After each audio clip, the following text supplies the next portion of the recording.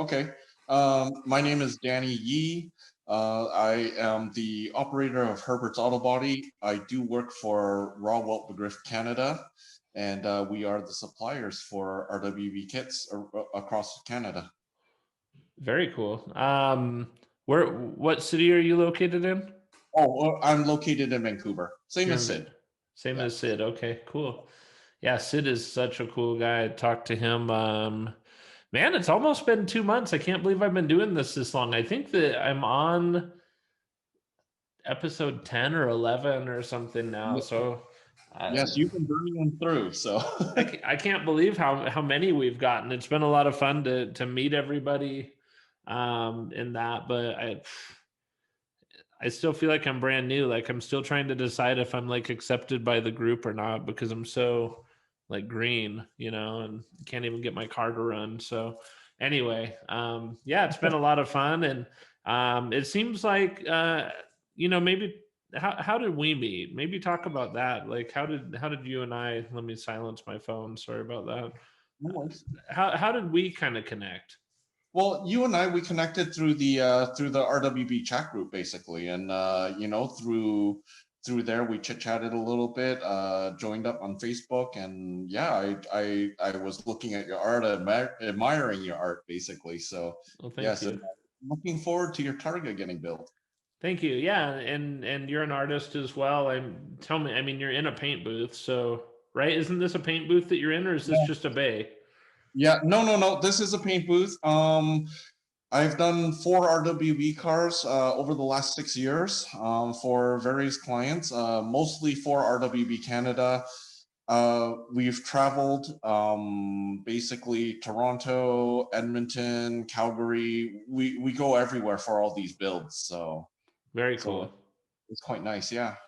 Um, how did you get involved in it? I guess let's start there. Like, how did you first find out about this, or I guess tell me both. Like, how did you get involved in RWB in Wow. Canada and that, and then maybe even just tell me a little bit more about how you found out about RWB to begin with.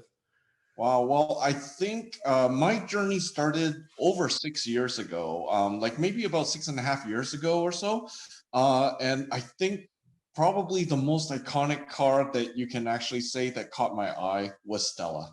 Yeah, Uh, that car, I saw it on the internet for the first time and I thought, wow, that is something special for a car. Then I saw somebody do a render for I think it was a Singer RWB car as well. It hmm was a white one, and that actually had me intrigued. But in any case, the one person that actually started it off for me was Anthony. He's the owner operator of RWB Canada, and basically he was looking to get Canada number 2, which is Super Musashi.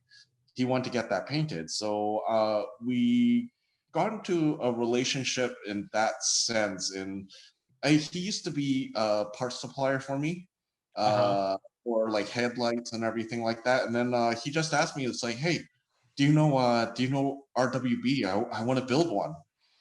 And just so happened, I knew exactly what he was talking about, and from there our relationship started. And yeah, so I've basically been in it since Canada number 2, and now Wow. we're coming close to 29 now. We got 5 builds that are on standby. How long ago was RWB number 2 in That was Canada? 6 years ago in 6 September. years. Wow. Yeah. No, you know what? That's the one special thing about RWB that I really enjoy. It's the fact that it doesn't matter where you're from. It really doesn't matter which number it is or anything like that. It's become more about family getting together basically, and and like looking at people's cars, like checking it out. It's just like passion drives RWB, and Nakai displays it better than anybody. I mean, like, you only have to look at what he does, how passionate he is about it, and he's like a magnet for us. So Yeah. it's really nice. It's a really nice feeling to be part of that family. Yeah, totally. Is that a picture of a bag on your shirt? Is that what I'm looking at? Okay, Yeah, yeah, the car's bag. yeah. This shirt is from Indonesia, from Felix. It says "Rough World for Life," and it's for his Hanran #8 in Indonesia. Is there quite a bit of collecting around like the shirts? I've had people mention to me that they collect some of the shirts and kind Yeah, of get like a like a little something from every build kind of a thing. yeah. I've very fortunate. The family has been really nice, and I've gotten shirts from like Kuala Lumpur. I've gotten shirts from Indonesia. It's a great community, right? So Yeah. it's quite nice. It is a very special thing to have. That's very cool. And it seems like you've gotten to become really good friends with people. So you started with RWB #2 in Canada. Yes. Um, what was that like for you getting involved with that? So he wanted to build one and you kind of like got together, like how did that roll out? And then talk to me maybe about the paint on it, and hopefully you can send me pictures of it, Oh, later. definitely, I can. So basically, with #2, it was a little different because we had no idea what to expect. I mean, like from Royal Ocean #1, which was a completely private build, uh, we really didn't know what to expect. We didn't know what questions to ask, what sort of offset. So a lot of that had to do with Toshi got involved in it, and yeah, we got a lot of help from them, like the people in Japan, to do it. And the Super Musashi is a green. I want to say it's a signal green or speedster green. I can't remember which one it is, but yeah, it's a 993 custom twin turbo setup. Hmm. Yeah, uh, yeah, no, it's an unbelievable car. That thing is just a beast when it starts up. Are you kind of like considered Canada's painter? I mean, it sounds like you've done a lot of that, but do most of the guys or a lot of the guys come to you at the start? No, I mean, quite honestly, I do paint them. I love painting them, but I'm not the main painter at all. Sometimes some people in the group, the RWB group, if they're looking for a color code, I can find something for them. Yeah. I can kind of assist in those type of ways, but for there's no real RWB a shop that you have to go to, right? It's all up to you where you feel comfortable with, right? Yeah, I guess I didn't know if it was like Nojima-san or something where he just like paints everything, right? And does that in Japan. So Yes, like yes, very sought after to have him paint your car. yes. Yeah, no, we're not totally in that realm yet. So I mean, Japan is very special. They're very passionate about everything that they do, and for them, everything is all about, oh, this person painted it. Like it's the importance of everything that goes to it, right? And have you been over to Japan then? No, I wish I could go, but unfortunately, work has me quite busy. Hopefully, maybe once the restrictions are up, maybe I'll be going. Yeah. So we'll see Yeah. what happens. That's Yeah. great. And that's kind of same for me between work right now and then just budgets and stuff. Trying to, I mean, I'm literally spending every penny I have on the car right now is what it feels like every spare, cent. And so I think I've bought most of the non-power parts that I'm gonna do. But I really want to save up and paint my car. Like if I can paint my car before that's on my list of things that if I can save up for it. But see, like a trip to Japan or a paint job, like it almost levels out to be the same amount. Yes, it does, right? I don't think a lot of people understand the price of an RWB car. It's not cheap at all. It's like you got the body kit, but then you got to think about suspension, exhaust, wheels, tires. You got to think about a whole bunch of stuff, and I think a lot of people actually get lost in that. So Yeah, and I think actually now that you remind me, exhaust is something I still have to figure out. Right now I've got a center exhaust. which works well because I've got RS bumpers. Yeah, But nice. the problem is I don't want an RS body kit. I like the center um, shroud or whatever you want to call it, the reflector Porsche piece. I think Mm-hmm. that's iconic to the cars, and Okay. um, so yeah, I'm gonna have to move my exhaust so my bumpers will accommodate that. Yes, no. Yeah, you have to have that little reflector, the rear end reflector that ties into the taillights.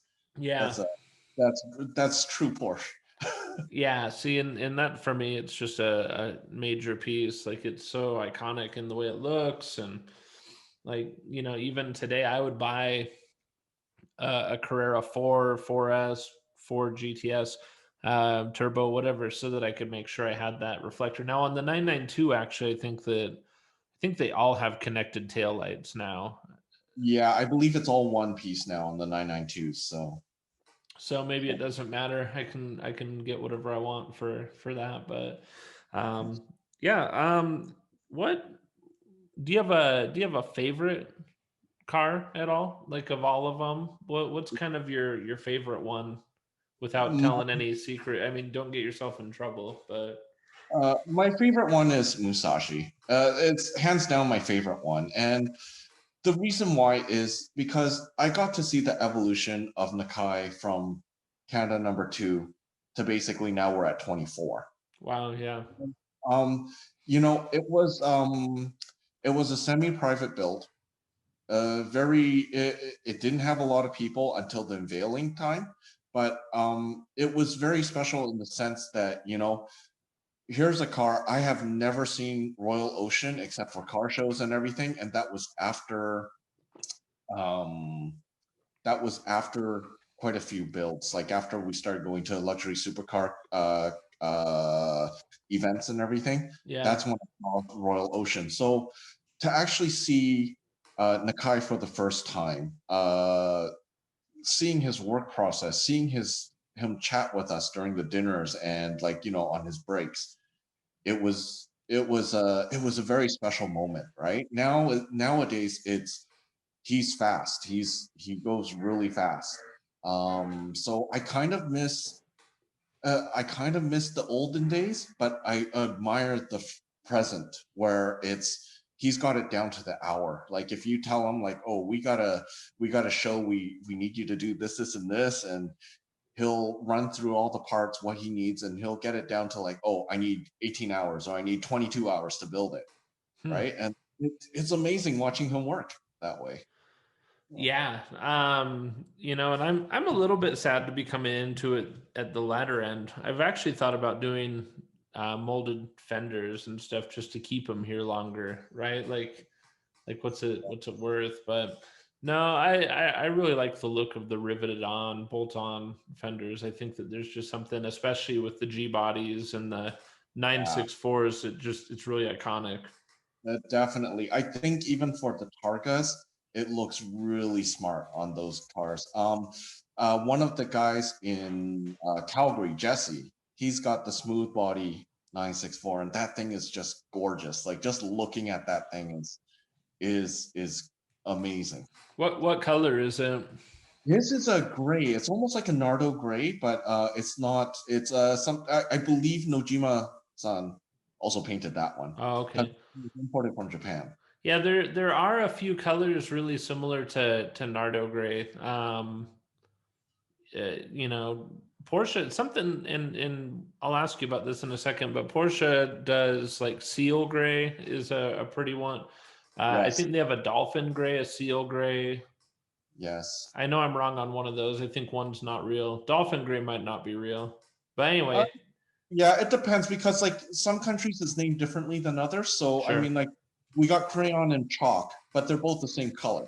Yeah. So yeah. Um, what I really want to do, if it's possible, and you're a painter, is to tell me if this is something that's possible. Like graphite blue, how graphite blue looks like Nardo gray, but it's actually like metallic. So Yes. from a long ways away, it looks like almost the car behind you, Yes. like a nice gloss paint job. like Yes. a pastel, but then when you get close, it's super metallic and pearlescent. Could I Yes. do something like that with like a jade green?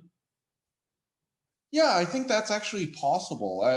It all depends on the most of the colors. It will have to depend on the metallics first, and also the flop in the color, right? So, like basically, when you look at this one, it just looks like it does look like a gray. But when you get closer, all the metallics start coming, just because the metallics are very fine on it. Okay. So yeah, so I mean, we've done colors where it shifts. I just did a Mazda Cx7, and it shifts from black to brown to a green color, hmm. and it's all dependent on how the light hits it. So, yeah, so definitely a green is doable.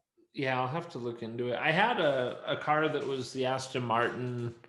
It's probably the most similar would be to almond green, which is an Aston Martin color. Mhm. But it was a green color that they just used on their race cars, and so it took Uh, us like months to track down a code to make it. We had to get a hold of them, and we got a code for it. I was surprised they gave it to us. They gave us the code. And it's the color, it's slightly different from a production color that they use, and they only use it on their race cars. oh wow, that's nice. So I wanted to paint my race car that color, and my painter at the time found it and helped me track it down. So it was really cool. Oh wow. Um, yeah, it's painting's a lot of fun. I've actually painted cars with my brother and stuff, and they're never that great. Obviously, with this car, I'm not going to paint it on my own. I have thought about doing like an art car once I get the fenders, paint everything, and then you tell me how much paint do I have to have on there to be able to sand and clear it Uh, without like well, sanding through it. I mean, the paint itself, it just depends. I mean, like there's waterborne paint, there's solvent base. So it really depends on how they are. Now, a lot of the paints nowadays are very transparent. So the problem is that you have to paint a base color first in Yeah. order to get the color that you want. So things like red, yellows, whites, they have to be all primed one uniform color nowadays, Mhm. right? So to answer the question, it's like it really depends on what color you're going for, well, right? So and what you're planning to do too. So there are some cars that like we do like the seamless paint jobs where you do the racing livery and everything like that, and but uh that's like base coats, like the base colors, then the clear coat, you resand it, you paint the second color, you clear it, sand it, and it's a lengthy process. But Yeah. I think for an art car, um, for you, what I would probably suggest is make sure that you do the one single pass first with all the colors, and then the clear coat, block sand the clear, and then do your artwork on it, and then clear coat it right over top of it, and then that way it kind of saves your color for you. So you would do the clear, you would do the art, all the art stuff in between two coats of clear. Correct. Okay. That's just my preference. No, that's interesting. I mean, because I had thought about how do I convert a red car if I wanted to leave my car red. Hmm. What kind of paint and what kind of art could I do on that car to make it stay red as a base? Hmm. And then I guess the thought is, I guess you just would block sand that clear, Yeah. clean Yeah. it, paint it, then clear it again. Yeah. Well, that's what I would do. Just mainly because for the sake of arguments, for myself, when I do seamless liveries, if there's anything that I need to touch up or if I need to correct, then I know that they're in certain levels. As long as I know that if I know that the gray is perfect, I never have to touch it again. If there's something wrong with the blacks, I only have to touch up the blacks in those areas, right? So Yeah. that's the way I see it. So So. did you paint both versions of Sid's car, or just the first one, or tell me about that process? Oh, Sid's car was actually really special. The red and blue livery, the Bromo style thing, as well as the green, it was all painted by me. Okay. then I believe Andrew over at Fast Track, he did the seamless bodywork, and then he also repainted the car, and then he added the purple livery to the green. Okay, so the green was there from you, and then the purple was in addition to that. Yeah, correct. Okay, okay. How long did it take you to do that red and blue? Like, what's a paint job like that take hours wise, you think? Paint booth time, I will have to say about 20 hours. That's total paint booth time. That's not including all the like the Prep. wet sand blocking down and everything like that. But yeah, it's a very neat library. I mean, like you have to see it. You have to see it in person. It's actually a pretty cool library. So. What is there a trick to getting those perfect edges? I feel like every time I mask something, I always end up with that little tiny bit of bleeding. It doesn't matter what paint, what tape, how I do it. If I do it slow, if I do it away from the paint towards the middle, if I do it from the middle towards the tape, like I always end up with just those tiny little Yeah, bleed you overs, know what? right? Yeah, there are. I found out because I've been doing quite a lot of these now. I found out the thinner the tape, the better it is actually. Like just for me, it just works out better. And when you're pulling inwards. You're not pulling outwards or straight up. Right. Like yeah. So that's helped a lot. And you just got to make sure that when you are doing those type of things, that the paint's not drying up too quickly on you, right? Because once it starts drying and it starts clumping together, then it's a little bit difficult to peel off. Yeah, yeah, no, it makes sense. Is it something that you have to do with like a team, or is it kind of like, hey, give Danny the car and Danny just is gonna sleep in his garage and paint and just work on it till it's done? Like, what's that look like?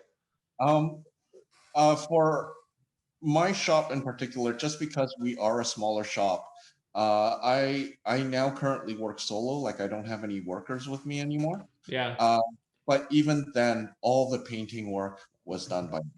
So it's basically yeah, I'll do anything just to keep the car on time. So if it means that Nakai's here and he's building the car and I still gotta keep painting, I'm still painting as he's building. So it's fun. I gotta say it's fun, but a lot of late nights.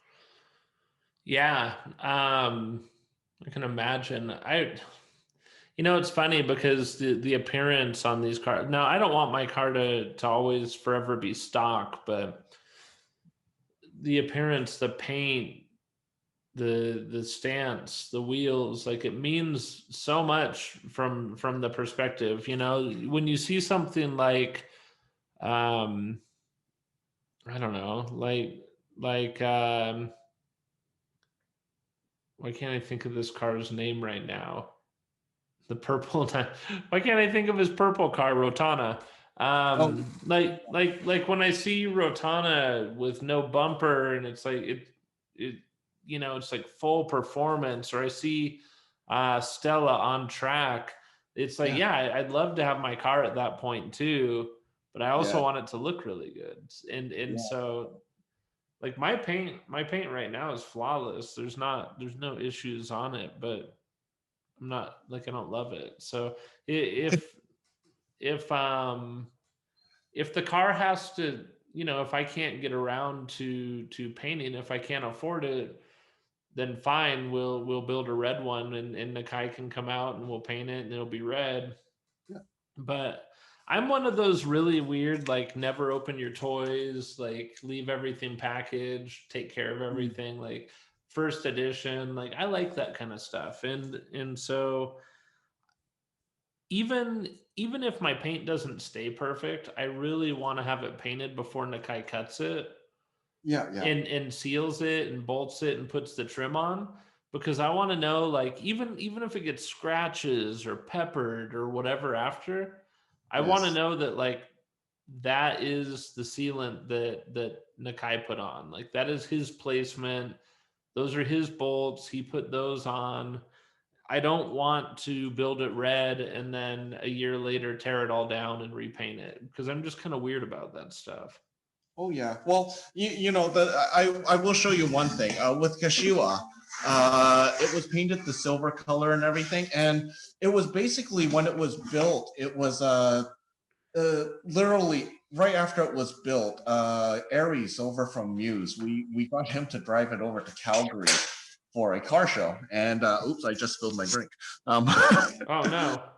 But he spent, I think it was 13 hours driving, and it's all rock chipped. I don't know if you can see that. Yeah, I can see it totally. Yep. It's all rock chipped all around and everything, and and we're at the show. We're over at Driven, and we're like, oh my goodness, this thing is ruined now. And Nakai just goes, oh, good, leave it. I like it. And he just drives the thing in like it was nothing, right? So it's nice. Like I get what you're saying, that the perfect paint job. You like, have it all nice and smooth and everything like that. Like I get that, but I'm also a true believer that you should enjoy what you have.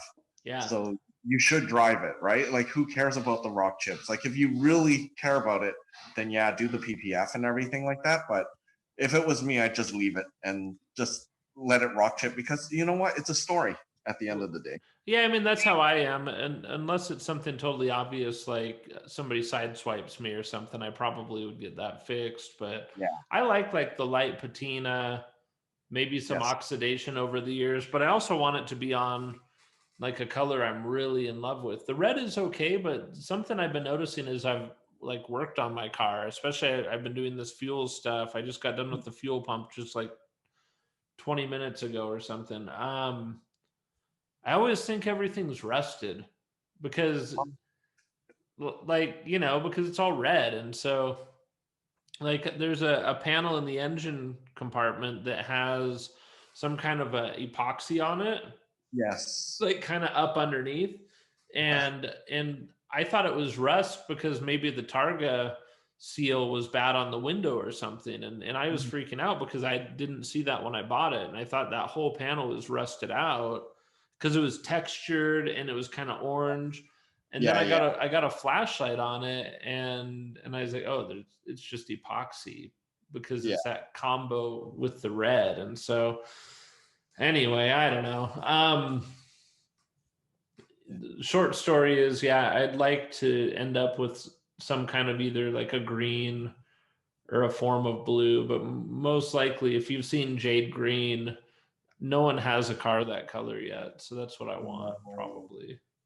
Yeah, no, I think that for a Targa, a green color would look really nice. A metallic green. It'd be a very like total California look, right? Yeah. I don't know. How did you end up with Kashiwa, and then do you know much of the background on that car, like where the name came from or anything?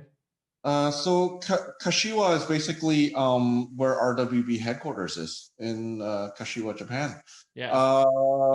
So I'm not really sure about the story about behind the name, like how it's okay. I'm sure it's like a piece of him in Canada, right? Because who owns that car? Maybe I should start there.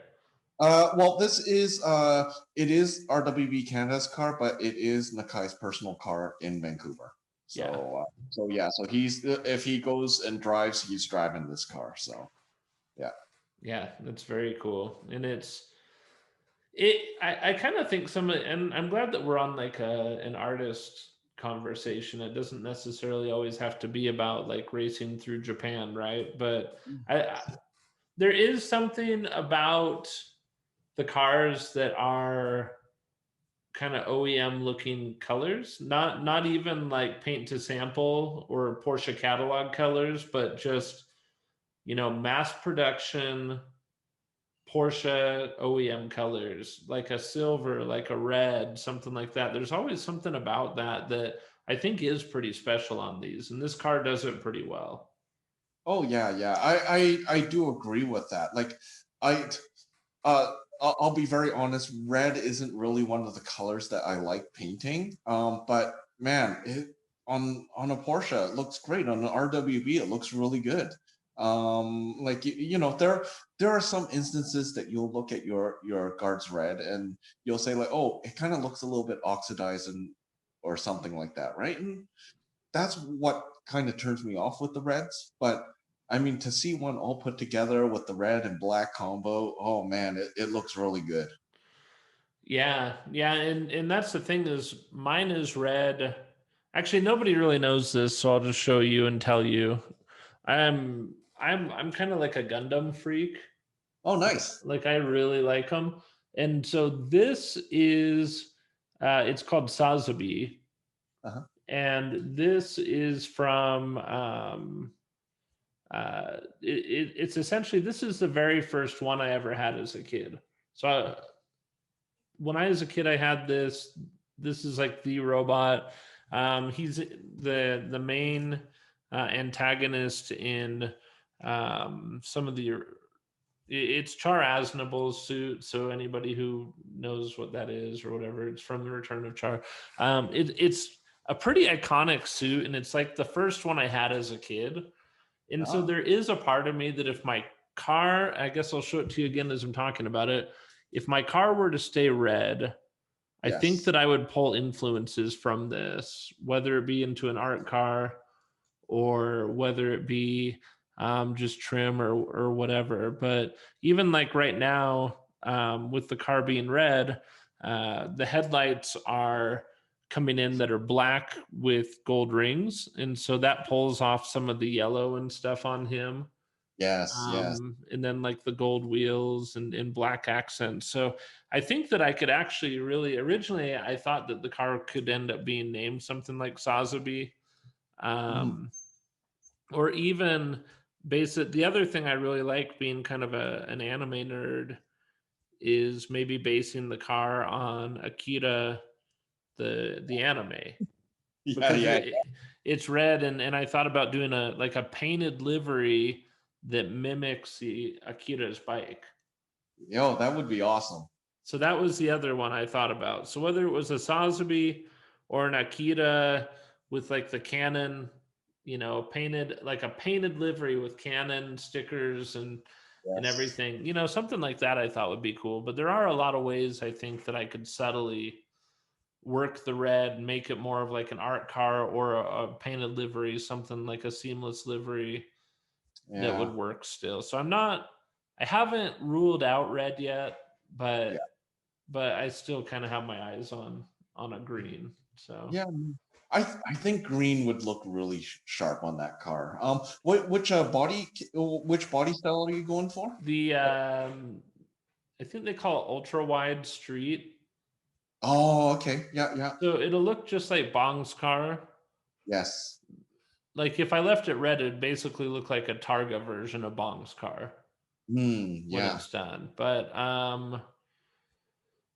there, as far as I know, going around, there is not one other guards red Targa with that kit. The only guards red Targa is the one in Australia, I Okay. believe, and I believe that's the only one, and he is backdated. Yes, yes. So Yes. my car actually has the non RWB version of a backdate bumper kit on it right now. Like the RS bumpers is Yes, yes. what mine looks like right now. And so um I don't know. I really like the 964 look. The 964 street kit is for me a game changer on the car. It just makes it look fresh and clean and new, and it gives it. I don't know. There's just something about how the raw welts look when they're a little bit bulbous and kind of there's a lot more form to them, and I really like that. I feel like the street kit gives it that the best. Yeah, I think so. For me, it's RWB is it's all about the width there, right? Like for the 964s and G bodies and everything, it's gotta be wide, and it's gotta be ridiculous. Otherwise, it's not really an RWB. Like if you did a smooth fender, then you're looking like, oh, it looks like a 930 or something. It's just gotta be really wide for me. Yeah, and I had thought about going royal wide, but I don't know. I'd have to see one in person before I could commit to a royal wide, and in that, I don't know. I've never seen one in person, to be honest. I've never seen a heavenly or a royal wide in person. So yeah, I haven't seen a Heavenly yet. I'm looking forward to the Heavenly kit. I'm looking forward to the new 997 kits yeah, too. I would like to daily a 997 kit. Yeah, no, it looked very it's very neat because I think you and we saw it when it was just first starting the 997 kit, and Sure. even then I was kind of on the fence with it. It's one of those like, well, it kind of looks like a Volkswagen, the squished down Volkswagen Yeah. Beetle, something like that. But now, you're looking at cars with the whale tail, you're looking at them with the lower lips and everything, and it actually looks really good. Like I would definitely buy a 997 and cut it Yeah, for that. my thought was either doing like a 4S, or this might sound crazy, but I actually think that this may be the way I'd go on mine, is a GT3. Mm. That way everything's just done, the kit goes on, and it's just a perfect car. Yes, exactly. So I think that those GT3s have the power and the setup and everything that I'd want. They're fun car to drive, and I think that, I don't know, I think that that might be the thing. But it'll be interesting. It'll be nice to see the evolution of the kit, see if they keep getting wider. Obviously a 997 turbo, we keep in mind that the intakes are on the sides of the fenders, and so it'll be interesting to see how he creates a kit for that as well. Yeah, that's the one thing that I'm very curious about too. Like, is he actually going to make one for the 997s, like the turbo wides and everything with the vents? Just mainly because, like, with the current ones, everything is proportioned quite nicely, right? To do the vent, I think it would take quite a lot of work and doing it. And Nakai, he's quite purposeful about what he does, Yeah. right? Like, a lot of people, you hear a lot of people saying like, "Oh, that car's not trackable. Like, that's horrible on the track. It's horrible on the street and everything." And it's like, well, you know what? He's done it on the racetrack, right? Like, look at his times with Stella, Rotana, and everything. His times are phenomenal, and that's for a wide body kit that's not trackable, right? So yeah, so it'd be very interested to. I'd be very interested to see how he handles those air ducts. Well, and the other thing I think that we don't think about is, all of a sudden there's a lot of engineering involved. It's not, the ducting, you can't just cut a hole in the wide fender and assume, because and I'm not an engineer myself, so I probably can't even speak to this, but I would imagine like a certain amount of air has to be going through those ducts at all time that they can account for based on the distance. I'm sure when Porsche did it, they know exactly how long the ducting is, how long it takes air to travel through that to the engine. They know how that all goes through for the intake. And I don't know. I have no idea how that affects it, what it does. But if there's anybody who can do it, it's Nakai. So I guess I'll give him I will give him the support that he deserves, and Yeah, he will be fine. If he wants to do it, he'll know how to do it, and he'll make it work right. But yeah. um, yeah, no, it's really interesting. So you said that you've done quite a bit with this. What's the furthest that you've kind of traveled and done RWB stuff for? Like, how far have you gotten from home doing this? Well, basically, I've been doing cars for 26 years. So it's a passion. I'm happy my wife accepts what I do for a living. Yeah. uh, it's sometimes it gets really tough to do it, but furthest I've gone so far, I mean, like, I've gone to Calgary, gone to Edmonton. We went down to Stance Wars and everything. I wasn't that big on traveling because my kids were quite young at the Yeah. time. Yeah. So yeah, but now, I mean, I'm looking forward to the future. I mean, like, we got Richard, who's in Toronto, that's doing the 912E, like the only 912 that's going to be done. And then we got the Saskatchewan triple build. which will happen, and that's like that's a 997, a Heavenly 993, and a 964. Mm-hmm. And I'm looking really forward to doing those cars. And there's also the one over at I believe it was T1 Motorsports, also in Toronto. And unfortunately, due to COVID, we were supposed to go to Montreal for what was it called, Euro Works or something like that. Mm-hmm. We were supposed to be in Montreal to do that, but everything got shut down. Like the whole world got shut down. Yeah. But looking forward to it. Of all the cars, and I know that you said Stella is your favorite, but of all the cars, which one is your favorite color? I mean, you're a color guy. You're into design, and I guess two questions, right? Like, has anybody else done a painted livery on their car other than Sid? Yes, I believe that Christian's over in Singapore.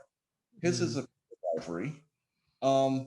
Marcel, who goes by RWB Blackbird, his is a very cool livery. Like, it's a very small livery, but he's got electroluminescent paint on it. Okay. So he just flips on a switch and his Blackbird starts glowing, right? It's a very cool color, right? Oh, wow. Yeah, I know a lot of them are wrapped. The liveries are wrapped. Yeah, like that one at Mark's shop, that the guy that's in China, that red and white one. That's just a wrap, isn't it? I believe it's just a wrap. I'm not for certain, but yeah.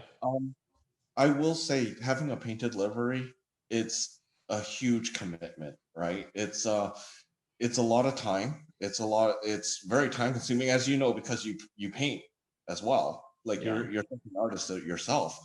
It takes a long time, and so for you to get commissioned to do one painting, and then the guy goes, "Oh, I don't really like the blue. Can we do it in purple?" Yeah. Right. Then you're like, "Oh, all that time for nothing." Right. So I will say it's quite a commitment to do one.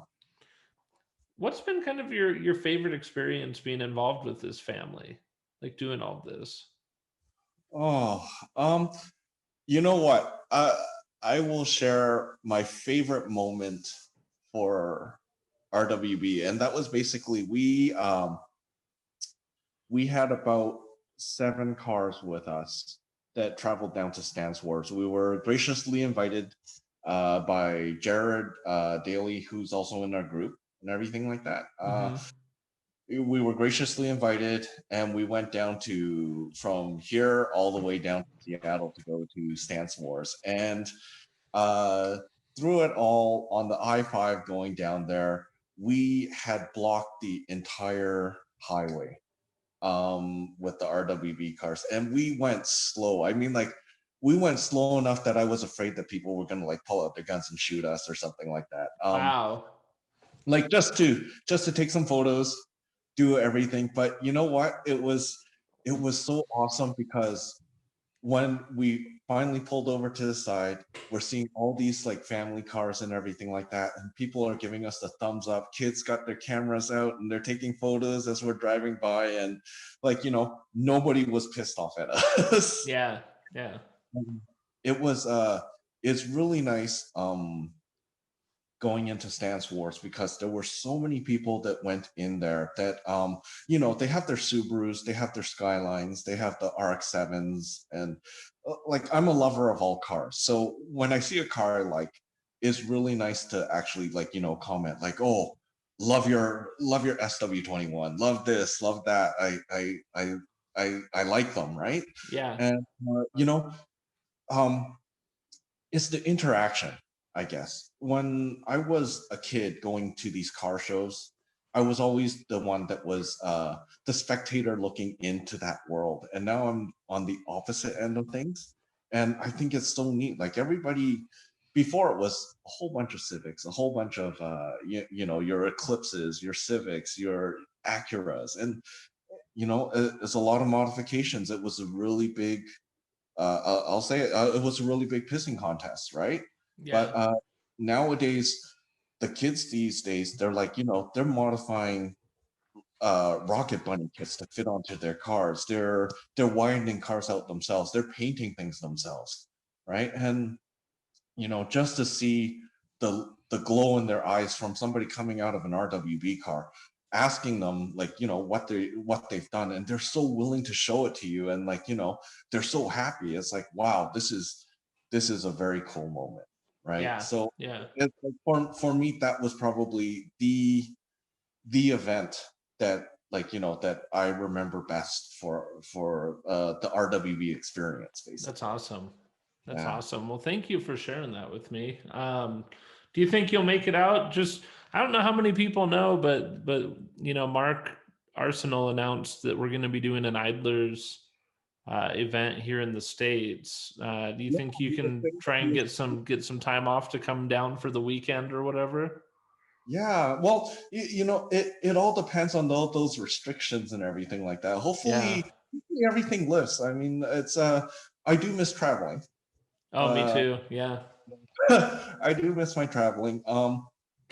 But I'm also quite a loner at the same time. Like I am a chatty person, but I do like my quiet. Like I like spending time in my shop, and I like spending like all the hours, because I know at the end of the day, somebody out there is gonna go like, wow, I love how this turned out. I love how this is flared out. I love how this paint job turns out. Yeah. Right? It's for me, it's more of a passion. Like I said, I'm glad my wife accepts what I do for a living, because sometimes it gets rough. It gets really rough sometimes. But at the end of the day, it's great. I mean, like, we get people like you that try and recognize a lot of the people that are out there, right? And yeah, no, it's fantastic. That's awesome.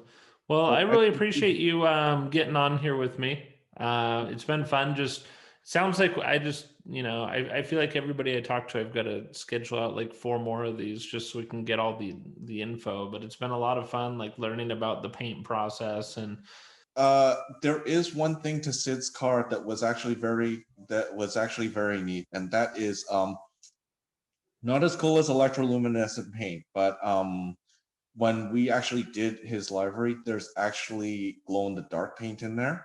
oh, And really? there's some things like within the RWB, the Bromos style livery. There's actually RWB that's glowed in the dark there. His front bumper actually says what the world needs is rough. But I'll be very honest, glow in the dark doesn't last forever. It Yeah. probably doesn't glow in the dark anymore. Yeah, it's got a half-life and in that. Yeah, I totally get it. Well, thank you again. I really appreciate you being here.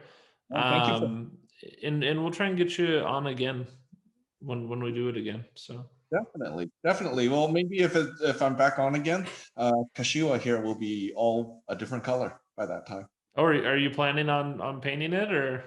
Yeah, no, we're doing an entire restoration on it. We're doing modifications interior. The wheels are going to change. The color is going to change. The livery is going to change. So yeah, it's going to be a big project. Wow, how's that for a cliffhanger?